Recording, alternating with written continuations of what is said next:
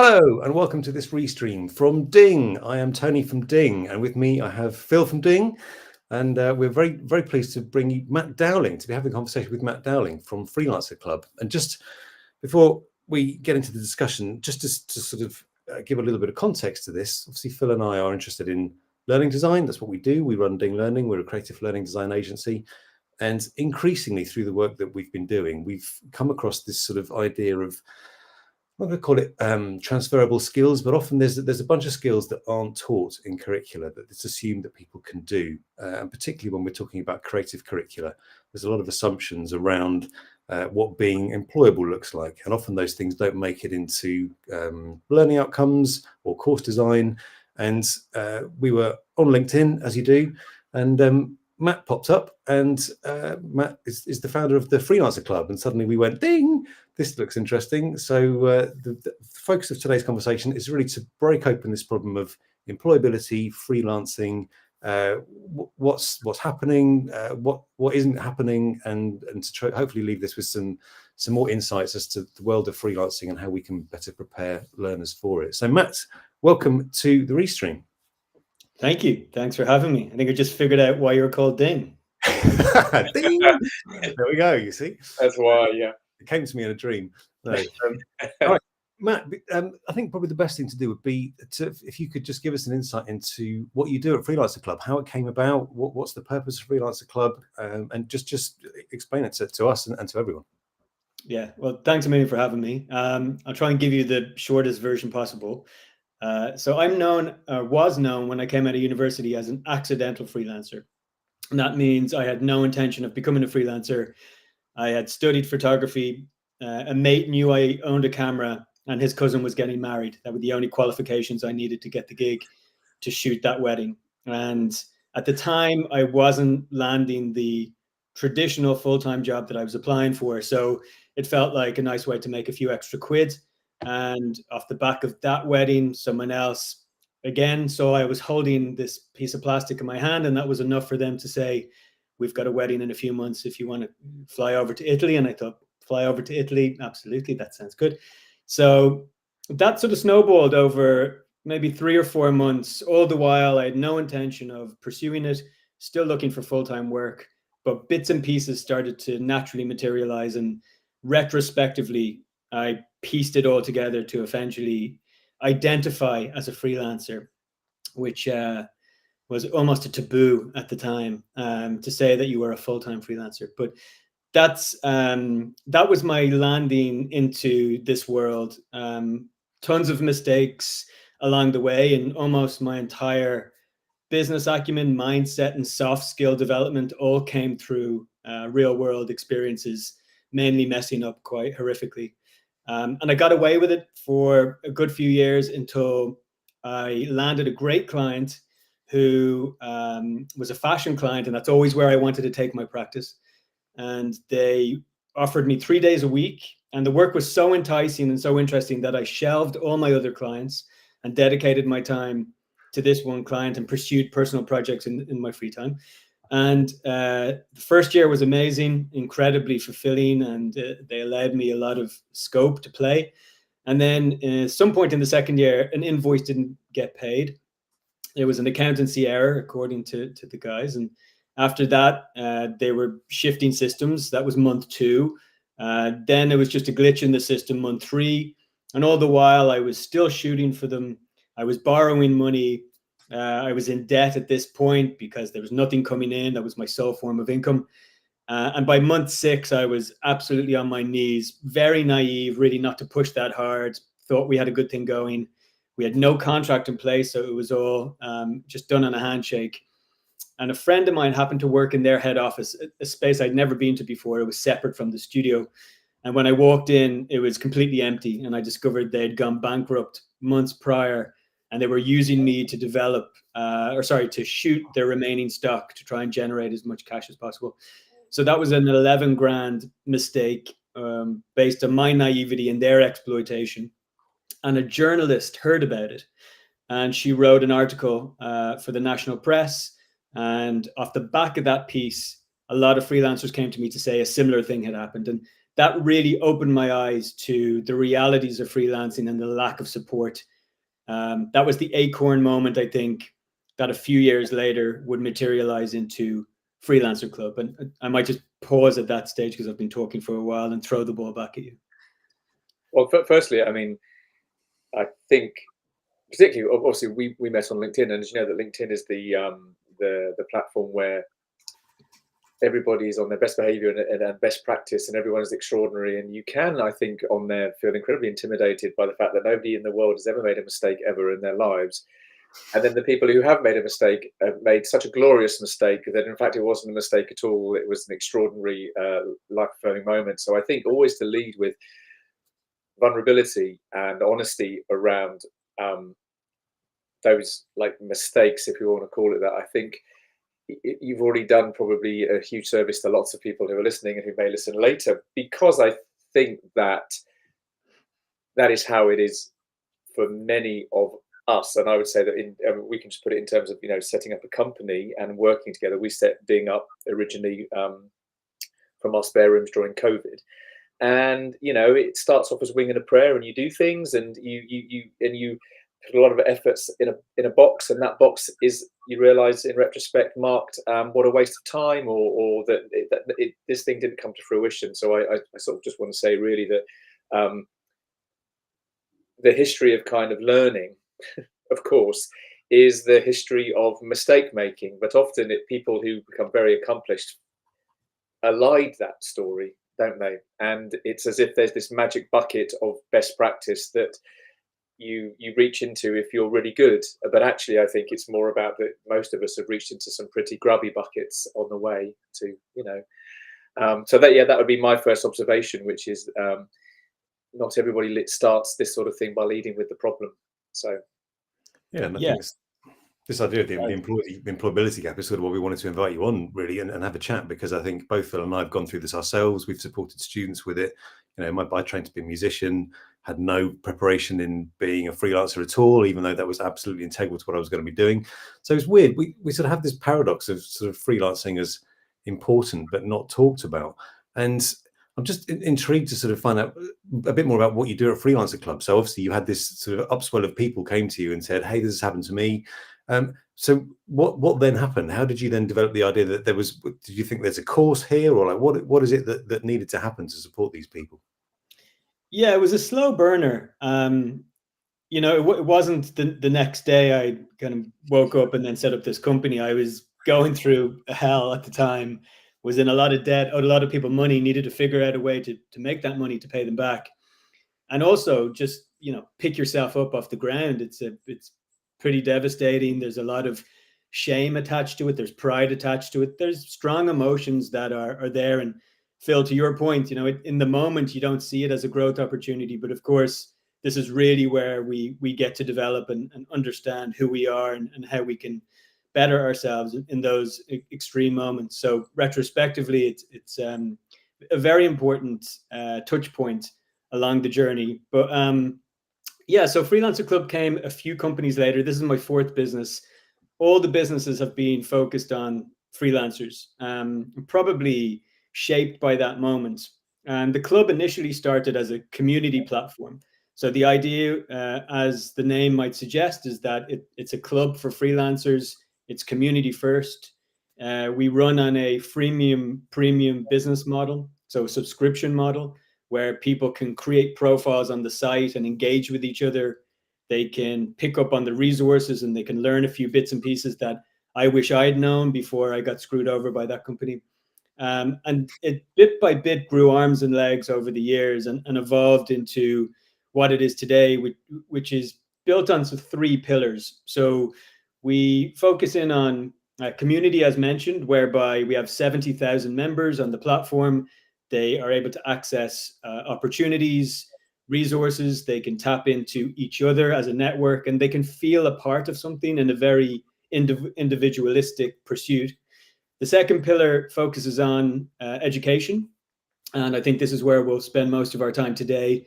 We partner with a number of educational institutions, and we deliver programs comprising talks and workshops, as well as coaching, effectively putting the scaffolding around their superpower to enable them to hopefully commercialize in whatever that means to them and achieve their goals through a better understanding of business mindset and soft skills.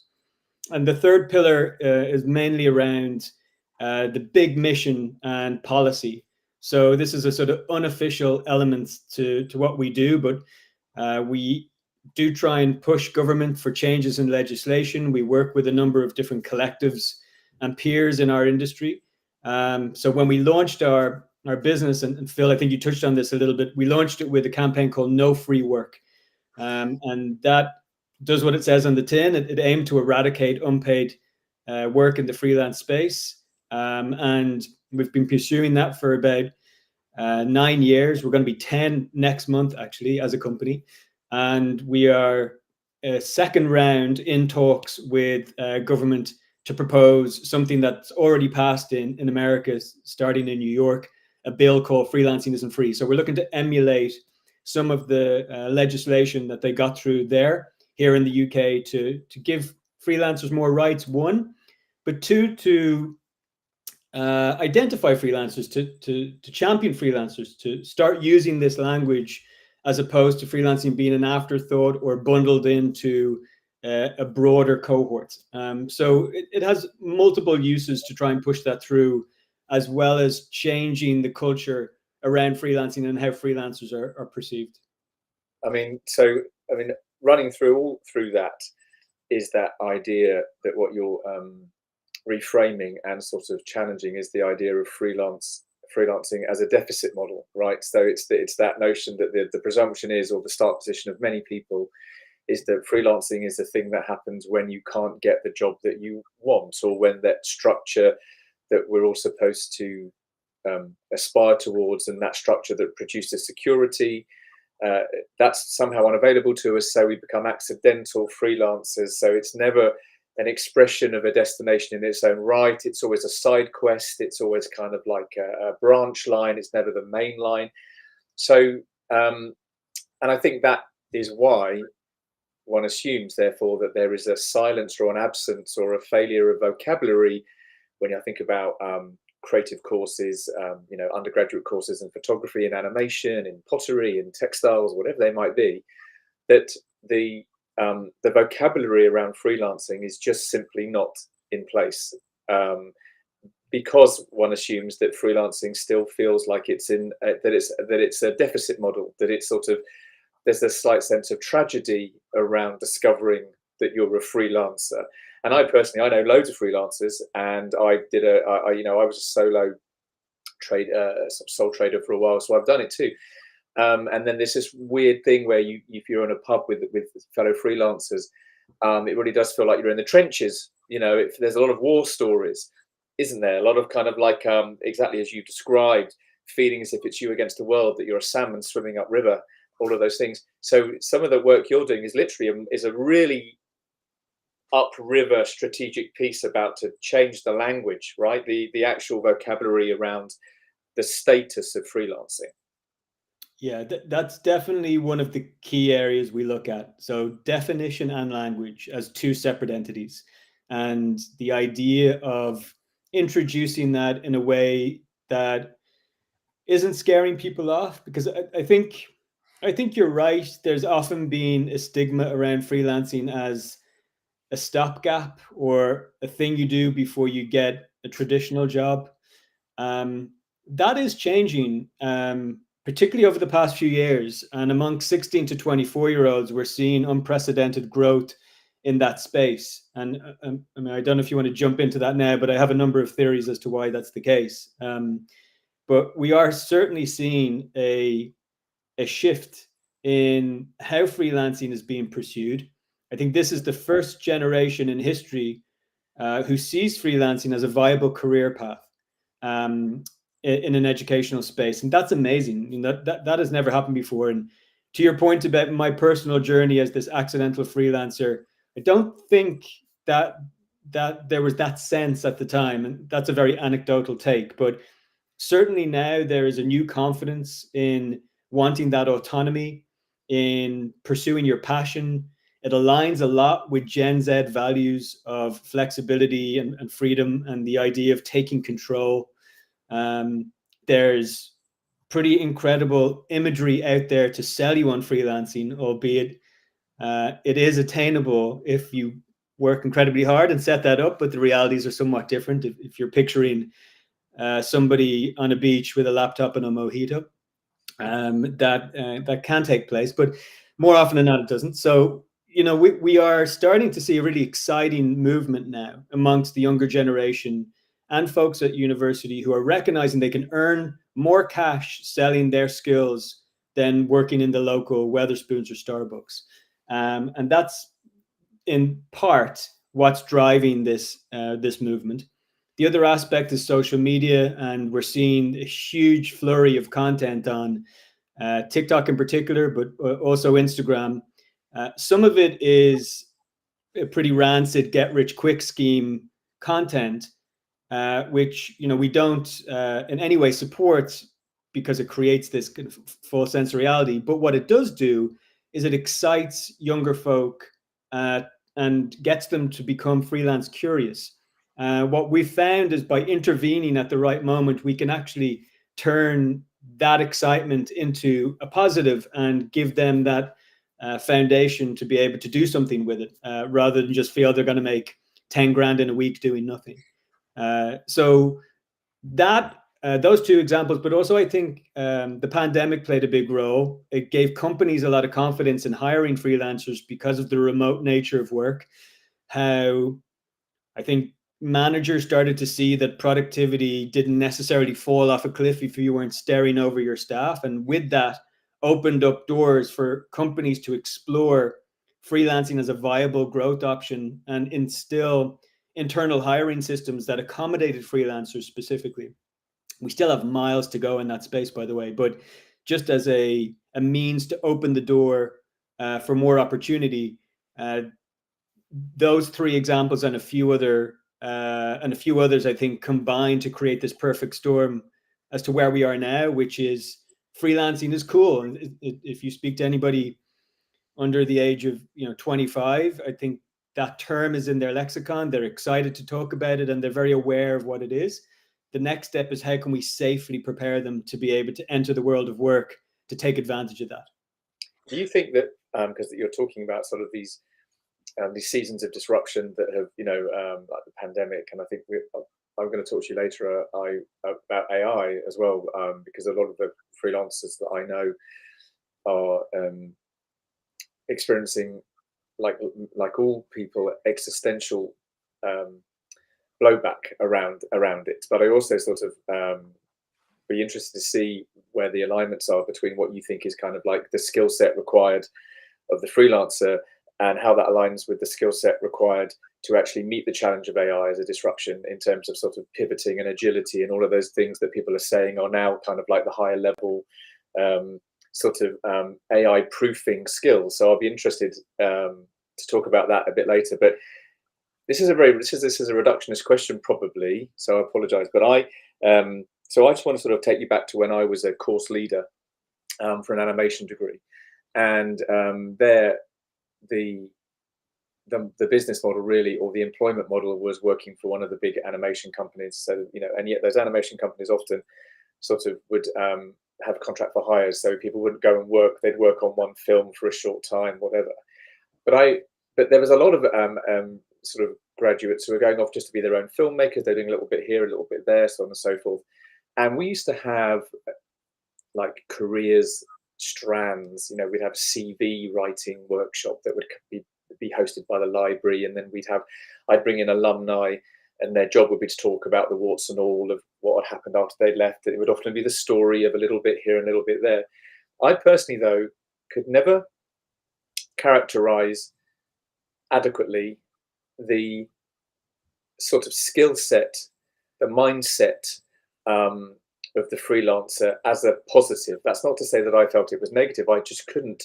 If someone said, so what do I need if I want to freelance actively, if I want to choose freelancing, what are the skills, what are the core behaviors? And I'd always be like, well, I think you probably need to be quite confident, and you probably and I'd always fail because I could feel myself thinking, I think it's an insecure life, so you need to be good at insecurity. And it was always very hard to invert it into a completely positive mindset. It was a little bit like always keep your knees bent, always be ready. And I'm assuming that you have a different vocabulary around that core skill set, if there is such a thing. That's my first question. Can we talk about a freelancer mindset? Can we talk about that as a thing?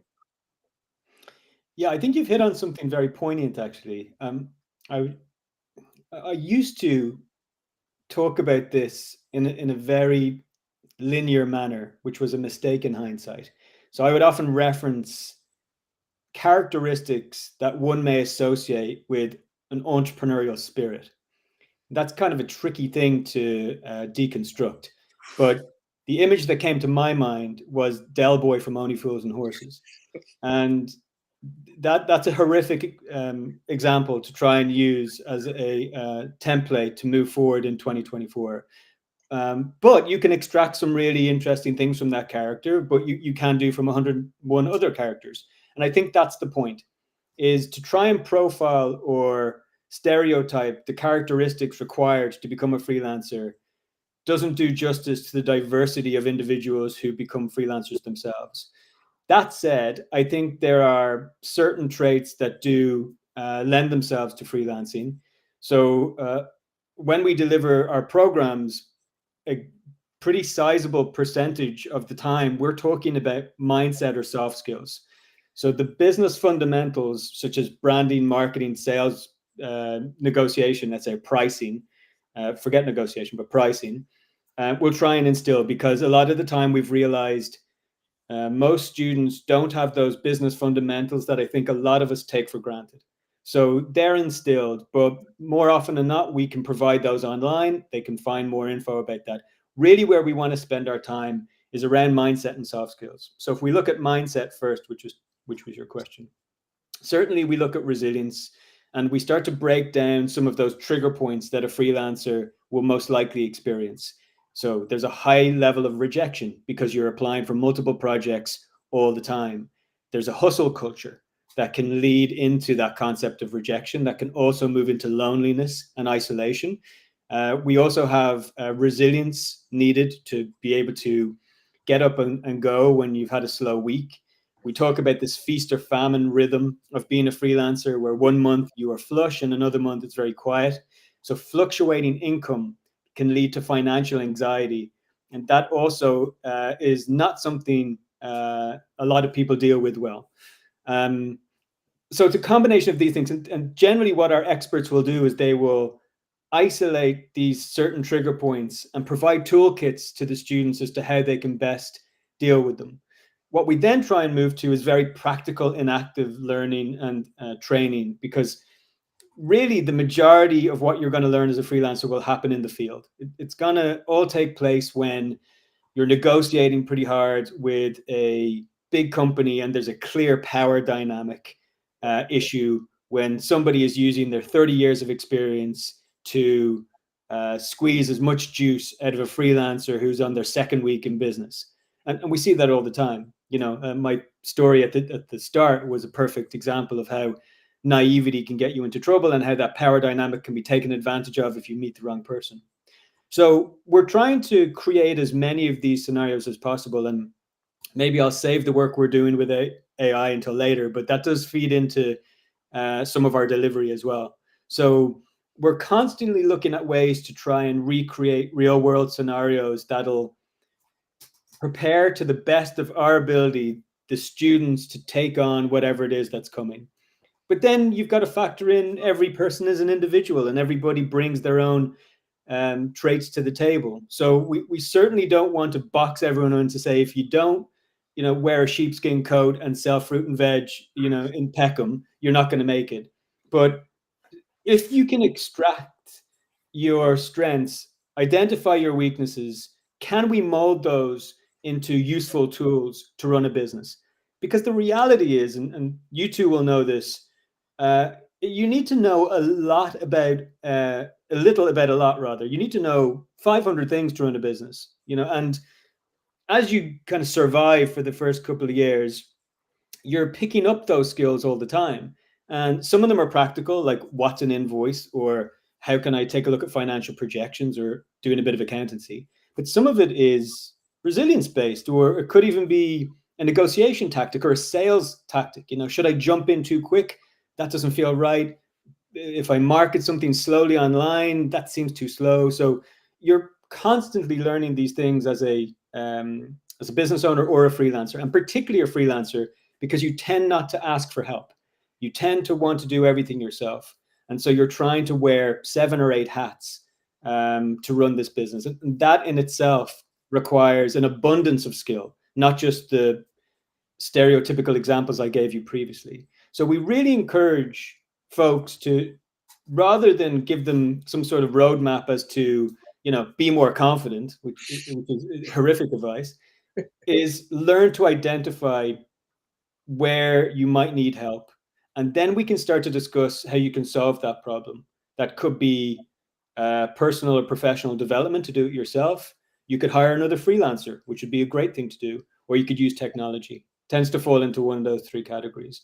But really, we just want to start with that idea of self-analysis and really better understanding what you can outsource, what you should keep, and how do you really maximize who you are already. Thanks, I Matt. would say there's just a question, because you talked just there, you know, in that last sentence, you talked about like self-analysis, this notion of this ability to sort of get above yourself, I suppose, and being sort of metacognitive, you know, around your behaviors. Like, I'm feeling stressed, or I need to be more resilient, requires a high level of, I always think of emotional intelligence, because, you know, that idea of being able to catch yourself as your temperament is manifesting, and there's all of those sorts of things. And there's a question in the chat here from someone who's joined us, and it's like, it says, with all the challenges freelancing presents, as we're describing, do you think a good outcome for some students in preparing for freelance is to say it's not for you, is to be put off because it's not for everyone? So that idea of to take the idea of like a self-awareness, would you, again, I suppose it's a reduction of like, there are freelancers and there are not freelancers, and I guess that would instantly be a blunt instrument. But what would you say to that question about do you think there is a freelancer mindset, and ergo would suggest that there's someone who has the absence of that mindset, and that's not making that into a problem. I'm just saying that is that a useful, if you were in a role of offering support, if you were teaching and you just knew somebody really well and they thought freelancing was the thing for them, and you perhaps felt they didn't have the resilience or whatever, do you think you can get over everything to be a freelancer, or is it something molecular? Is it sort of something about temperament and disposition? Can it be learned as well? Can it be learned? I suppose that's a better question. Can freelancing can it be learned? Yeah, well, to the question, first and foremost, I mean, I think you could level that at anybody doing anything. Mm-hmm, so yeah. Definitely, if somebody felt very unsuitable for a particular career pathway, it might be an idea to explore an alternative one. And I guess if we loop in your question, Phil, to ask whether or not freelancing can be learned or not, I think certain elements can definitely be taught, obviously. So we can provide very practical information around how to run a business, right? So I could teach you about return on investment or financial projection. I could teach you how to brand yourself, how to market yourself, how to generate clients. Then when we look at mindset and soft skills in particular, so excellent communication or organizational skills, they're tougher to train, but they're no different to anything else. They can be improved upon. So some people will start at a higher bar than others. But like I said at the top, I feel that's the case for everything. You know, I wouldn't suggest somebody with a accountancy background go and become an artist if they didn't have any natural skills in that space. So I think definitely certain areas can be improved on, and we can maximize individuals' already existing traits. And certain areas, if you continue to work on, certainly can. I mean, there's a stereotype that introverts make poor freelancers. That could not be further from the truth, particularly in a digital age where so much communication, sales, marketing, everything happens online. And this, going back to the Del Boy concept, we don't have to go face to face hustling all the time in that kind of old school way. So I think absolutely things can be developed. Now, are some people more readily suited to freelancing out of the box? Maybe, but that person, for all we know, could crumble under the pressure of a negotiation. So there's just so many elements to running a business. And when I say running a business, I mean freelancing, Yeah. starting a company, anything. It's all the same thing. As someone who has done both for 20 something years, it requires multiple different characteristics, traits, skills, and abilities. So to meet somebody even multiple times and to say you're not suitable for that, I would be reluctant to make that call quickly, or if ever. I would want to kind of find solutions to see if there's ways in which we can maximize their skill set already in play, and work out the rest. But if somebody was struggling, and if we started to find that, let's say, for example, the emotional side or the mindset piece was becoming incredibly problematic, and it was inducing anxiety and all of that, of course, you would never encourage anybody to go down that path.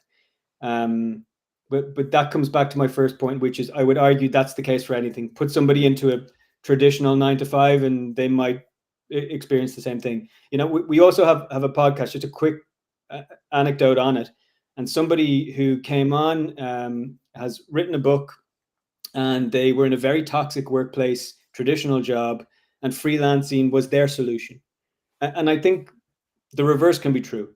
So really, I think it comes back to being able to identify both your strengths, weaknesses, skill sets, but also what suits you, and I think the rhythms of freelancing aren't for everybody.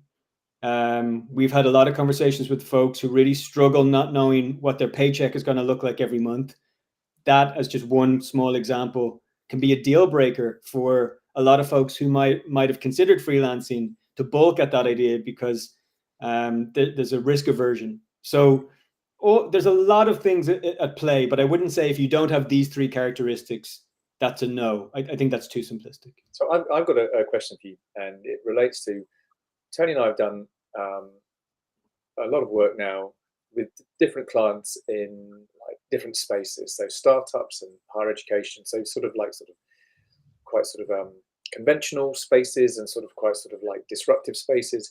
And one of the, honestly, if there was like a chord playing through all of our experience now, that chord is it's a minor chord, and it's always about this employability gap. And the idea of soft skills is that there is a group of people over here who are in work, in whatever capacity, and their lament, their ongoing sadness, frustration, anger, is that these young people who are leaving these institutions, they know a lot of stuff, but they don't know how to behave. They don't know how to react. They don't have. So it has always been soft skills, behavioral skills. It's always in the behavioral space, the professional behaviors, and of course, professional behaviors are as nuanced and as context specific as that word. One professional behavior in one space is going to be different somewhere else. But I've never, so far in all of our work, the work we've been asked to do has always been, yeah. They can do data analysis. They can do that online. Yeah. They can find that on Wikipedia. Can you please help these people be more like the people we want to employ? Because they can't do blah, blah, blah. And it's always in this other space. And so I'm slightly averse to using the term soft skills, because if they were truly soft, then people wouldn't be so desperate for them. These feel like they are the skills that change, that move the needle. These are the skills. These are the skills. And it's one of my reasons for wanting to talk to you about, because in this zone, it seems like it's so important. I mean, it's like the repertoire is so important. And if that repertoire is so important, and yet these are hard to teach, what does it mean? Because how could we all do a better job quicker and earlier and iteratively? How can we do something about this thing that literally it's in the mouths of everybody we've ever talked to, the lament of why aren't these young people able to do this stuff, this other stuff? Just wanted can I follow that with this related question, which was, you say you go into institutions or universities and you provide training around this, and I'm curious as to what do you see as the disconnect? Because Phil and I have had this conversation before. It's not that there aren't thousands of people in universities working in career services, providing all this stuff, and yet still every year there's this, the statistics like universities aren't providing what employers want in terms of this kind of missing X factor curriculum that doesn't seem to get taught. So to follow on from Phil's question, is like, what's happening? What are they getting wrong? Or like, what is this gap? And when you go in, what do you see? Perhaps is there a common problem you see in sort of educational institutions? What is it they're not doing that they're trying really hard to do?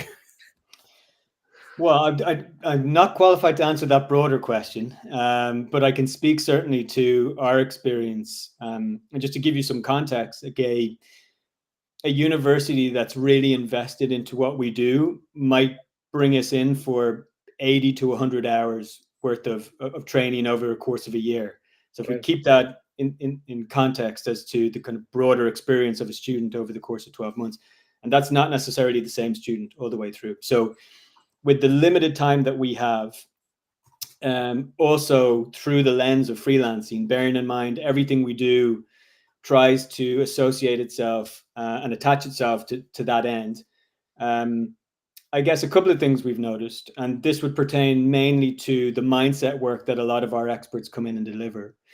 One is that there's not necessarily, from what I can gather, and this is kind of the broader scope, it's not necessarily something that's in play at a university level to say we need to prepare students for work in a kind of soft skills, or I've heard the term professional skills used, capacity. Our job is to come in and teach them this specialist subject.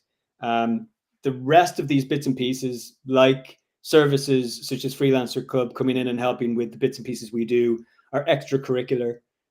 They will be tagged on, and sometimes almost always it's on the shoulders of the student to get up and go and do that themselves.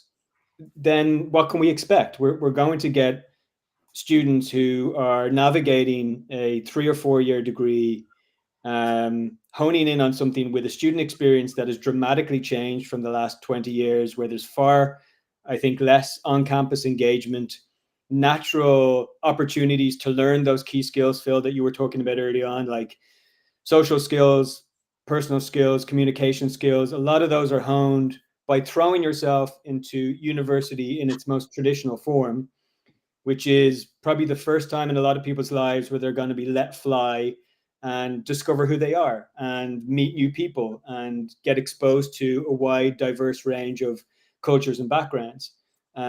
And if we're reducing the amount of time they get to practice that, well, then we might see an impact. But again, this is all guesswork from my side. I have no data on any of this. Anecdotally, from the work we do, I would be remiss at sweeping statements here, and start kind of painting everyone in the same brush. Maybe what I can say is some of the things that we would emphasize when we try and work on soft skills, and something that I've found to be incredibly important when hiring freelancers. And the main areas we would look at is honest and open communication. So the ability to promptly and clearly communicate anything that's going on, good or bad, as we've seen a pattern in a lot of freelancers, full stop, that we hire, regardless of age, who really struggle with that side of the business, and they struggle to deliver bad news and rather bury their head in the sand. So there's a communication piece that I think, if you want to go into freelancing, I would emphasize. And then organization would be a second, and probably teamwork or collaboration I'd put down third. So a lot of these are happening organically through student projects when they get asked to work with others, or through that student experience. But I'm not sure, I'm certainly not the person to answer this question, but I'm not sure if universities are actively creating spaces to develop these skills. Certainly we try to do so through a freelancing lens, through the work that we do, but I'm not sure if that's anything happening across the board as a broader term. Well, one of the things that you talked about earlier, where you were describing, and this speaks to something about, I posted on LinkedIn a while back, and I used the analogy of the TV show Fleabag, a flawed protagonist who we all absolutely adore because they are flawed and because they have the vulnerability and the confidence at the same time to exist, even though they're getting things wrong. And I use that analogy because on LinkedIn, I think sometimes there's a universe where everybody has always got their first foot forward and it's all going extraordinarily well. So, but my point is this, is that you were talking earlier about the freelance experience as having particular sort of weather patterns, so feast and famine, or anxiety being, and rejection, these things that feel like bad weather days are in fact ubiquitous, and they are normal, and they are to be normalized and to be sort of digested by the freelancer as being not about them and not a point of shame. It is just how it is. And my question to you would be that when it comes to the design of things like project briefs or activities within kind of the university experience, do you think there would be value in the design of those activities walking more purposefully into bad weather?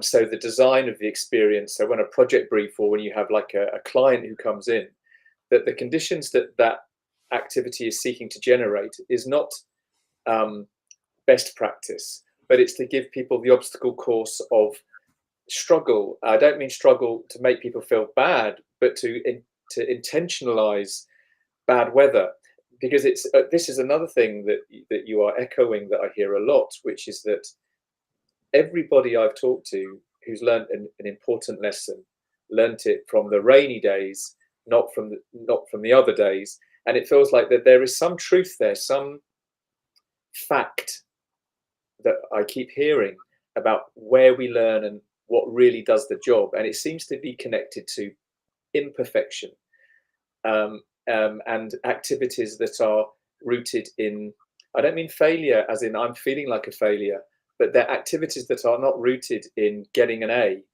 or getting a first. They're activities rooted in discovering who you are in the face of something troublesome. And I just wonder what your thoughts are on about, and I'm thinking that from a learning design point of view, should you intentionally design experiences for learners that produce bad weather, if you know what I mean? I do know what you mean. Yeah, that's a great thought. I was at a conference a couple of weeks ago for enterprise educators, and a number of presentations referenced this point. And something that was raised was a program that had purposely set traps along the way for that exact reason. So they definitely wanted to try and throw the students off. They also wanted to gauge how the students reacted to that particular challenge, and they didn't want to preference it. They didn't want to prepare the student in any way. So it really felt like something that they had to combat live. I think the challenge we have is trying to recreate those real world experiences so that they feel real, so that it doesn't just feel like you're going through the motions and there's no jeopardy. I think a lot of it, I mean, if we move away from the kind of general soft skills element and more into those kind of challenges of adversity, well, then I think it has to be as real as possible for it to truly have a value.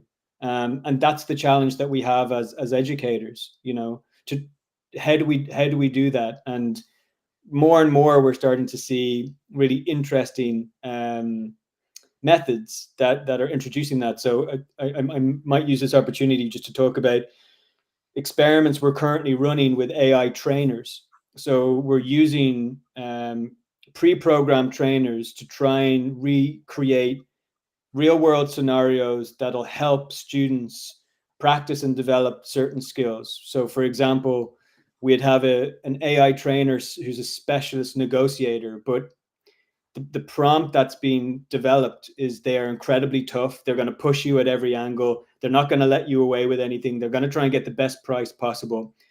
They're defined as a hard negotiator in that kind of marketplace setting. And we want to try and gauge that reaction to see how the students deal with somebody who's pushing back.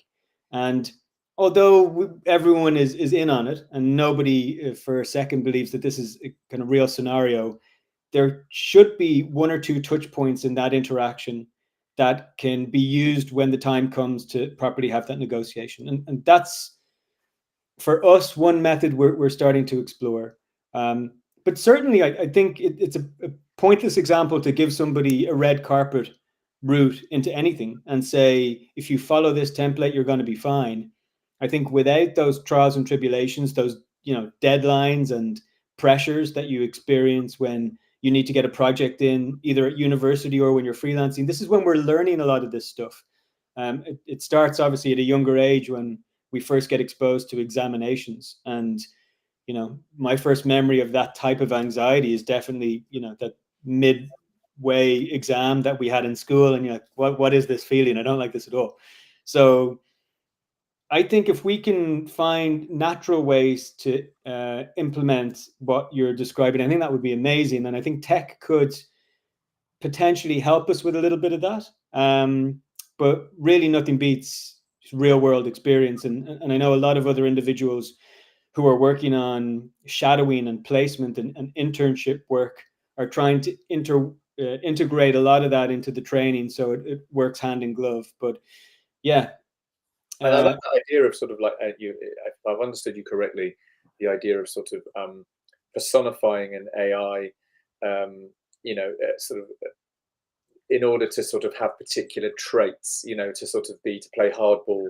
I think we've done a lot of work with actors, and the sort of things that we're very interested in I'm very interested in that notion of catharsis. So it's very grand, but the reason why, Tony and I will disagree on this one, but I like a really good horror movie, and I like a horror. People always say, why are you a lunatic? And it's like, no, I think it's to do with catharsis. It's the fact that you get very close to a flame, you're not burned, and you end up with some learning that takes place in kind of those spaces. It's the same with roller coasters. You learn that you weren't going to die, for example. And I do think that that when it comes to learning and catharsis, the idea of having difficult or challenging experiences, catharsis is that word for the feeling that you survived. And after you survived, you realized that you were okay to begin with. That sense that you had more skin in the game than you thought, that you are more resilient. So I'm very interested in that notion of, like, perhaps building out characters in AI that can be difficult for you and be problematic. Because I was going to ask you, and we have to always think very carefully around inclusivity and ensuring that we're not sort of torturing, that you can produce bad weather, but you've kind of got to make sure that you're not also wounding people or producing the conditions for shame. And there is something about just telling people that you're about to meet an AI and a sort of an AI character who has this trait. You are safe, but you will also experience the difficulties of encountering this person. I can sort of see how there you could ethically build out bad weather and conflict and let everybody in on it, but still producing the effects that perhaps you want to have. These are the questions Tony and I have all around about the fictional realm, bad weather, and ethics, and the learner not being crushed. Even if they're being crushed, they know they are. So in fact, they're being lifted up. It's that piece that I think we wrestle with all the time, right, Tony? That element there. Absolutely, and it takes us nicely into this final question around AI, and conscious of time. And you've mentioned how you're using AI trainers, and certainly Phil and I have been sort of exploring that, as we've said, to develop more scenario-based approaches to be a bit more immersive. But I suppose more broadly, how would you say, how is AI affecting the freelancing world? I mean, there's, we mentioned briefly at the start, we're in the more the creative space. We, in our network, we've got a lot of creatives who are feeling absolutely existentially threatened by AI. And yet, as with any technology, there's a lot of reinvention having to happen. But I mean, it's very difficult to generalize. I appreciate with this because, AI is huge and freelancing is huge. But I mean, it's sort of a year, maybe 18 months into AI. What are you noticing about the impact of AI on freelancing? Is it speeding people up and making it easier to freelance? Is it causing a mass relocation of skills? What's your general thoughts at the moment? What's your gut instincts around AI and freelancing? Yes to all of those things. Just before I kind of give you a more thoughtful answer on that, I just wanted to layer one more thing onto the point of AI trainers and also using actors, which I think is great. It is, if you've ever learned or tried to learn a language, the one main barrier I found for a lot of people is the embarrassment factor of getting it wrong. That early stage before you have any sort of conversational skills, it's really the nightmare stage of learning a language. What we've noticed with AI trainers is that that eradicates all of that. So somebody can go home, they can take their app out and they can start to practice in the complete safety and comfort. It can be fun, it's gamified, it's something that they can develop and get better at. But I just wanted to make that quick point because it's such a poignant. Well, Matt, I just want to say to you before you do the really big conversation around AI, you're going to solve that problem for us all, by the way. No pressure. In 9 minutes. No, in 9 minutes. But I think that I talk about this a lot. That a lot of, and in our role as well, we talk about learners.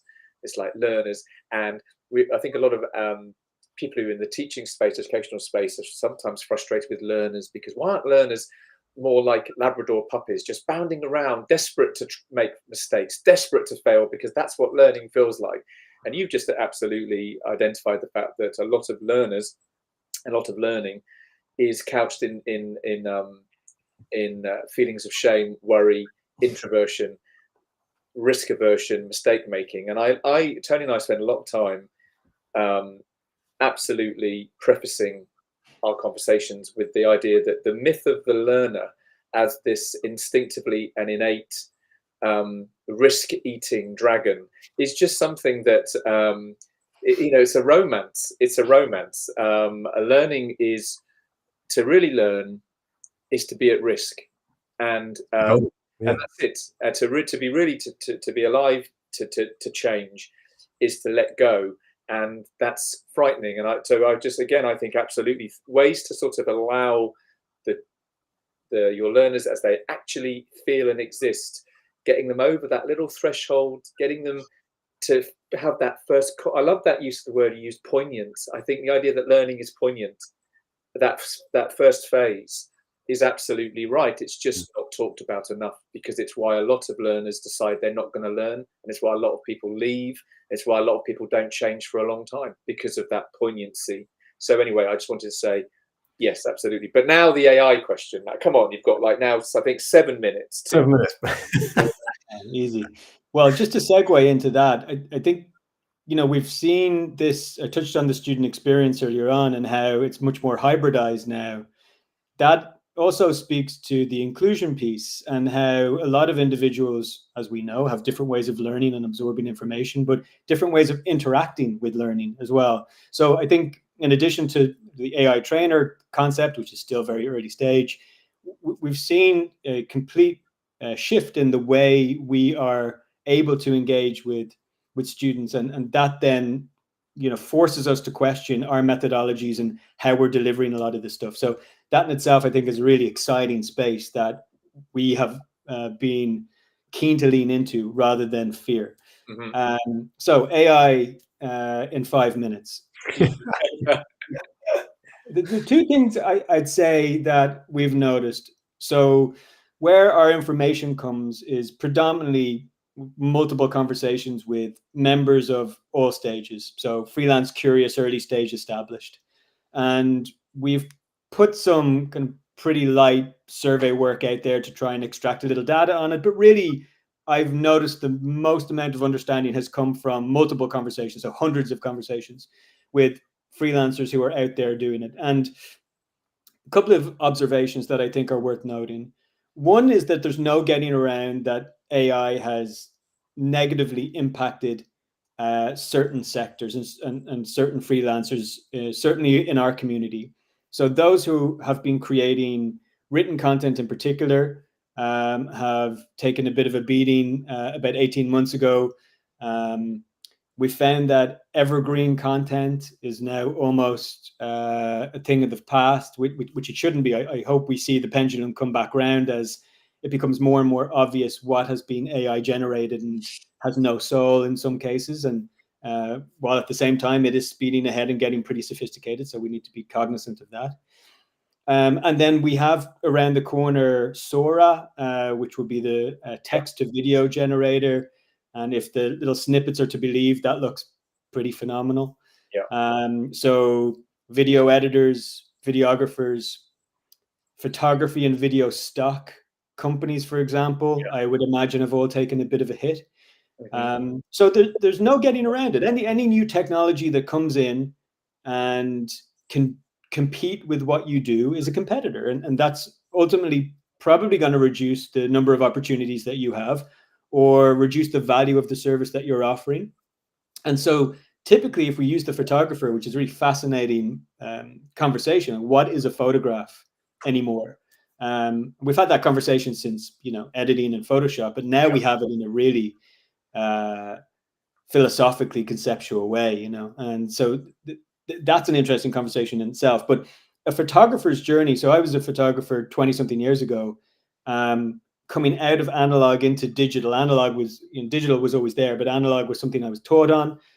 Into digital, not thought that's going to kill everybody. Well, it didn't at all. Camera phones then jumped up to a level where they were producing incredible shots. Has that had an impact? Yes.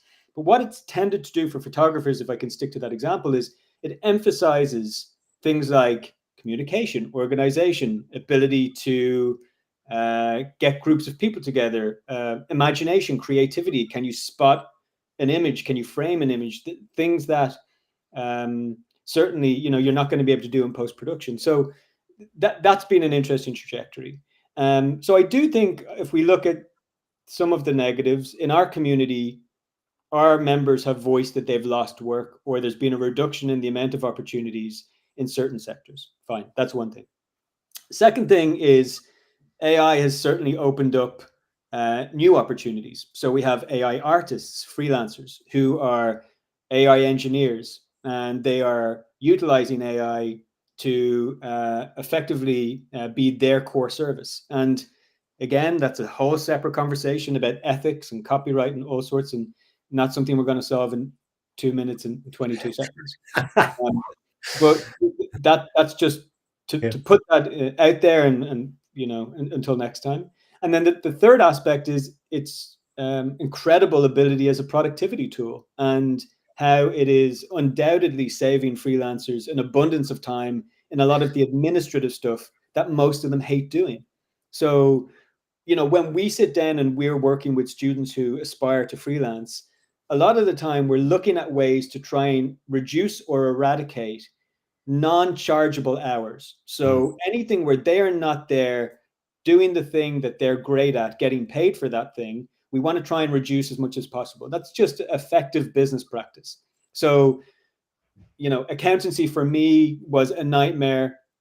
I just have visions of 400 invoices on a carpeted floor once a year trying to figure out that whole process. It was horrific. The day I got an accountant was one of the great days of my life. And that's an example of how if I can eradicate that administrative headache, I can dedicate more time into something that I can bring more value to. So just that simple principle of trying to eradicate administrative work certainly lends itself to AI. Now, it then kind of raises some other issues of, as an employer, are you meeting this individual's representative or are you meeting this individual? So we've become pretty good at spotting AI. And one thing I will say from an employer standpoint, in case there are any students tuning in or even educators who want to think about this, is when an employer sees something obviously AI, it raises a flag and we move into this element of trust. And freelancing and the transaction of freelance hire when you're looking for a job is all about trust. It's everything. It's Can I trust that you are good enough to do this job? Can I trust you're going to turn up on time? Can you prove to me that you're able to do this project? And then vice versa. Is this company going to treat me right? All of that comes through branding, professionalism, communication, everything else. So if we start our relationship on the basis that you've used an AI to say hi to me, that's going to raise a flag. And these are real world examples that we see all the time. But we spin that the other way, and then we have somebody who suffers from dyslexia who's using AI to overcome an issue that has tormented them for years, who can now overcome that, apply for multiple jobs, and start to open up opportunities.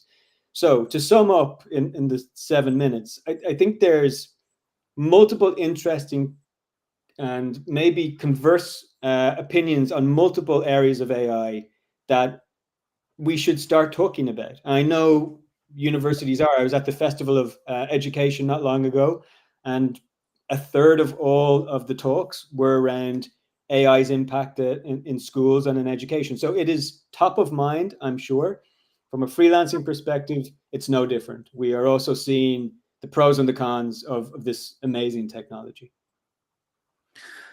Well, thank you very much. I think, Phil, we could go into depth on a lot more of those subjects and then talk for probably another hour. But that's been an absolutely fascinating tour of the fundamentals of freelancing, where we are in 2024, and some really great practical tips in there for individuals and for businesses as well. So thank you very much. Recommend to anyone watching the recording, if you're thinking of freelancing, if you want resources about freelancing, check out Freelancer Club. And Matt and Phil, thank you very much for absolutely fascinating discussion.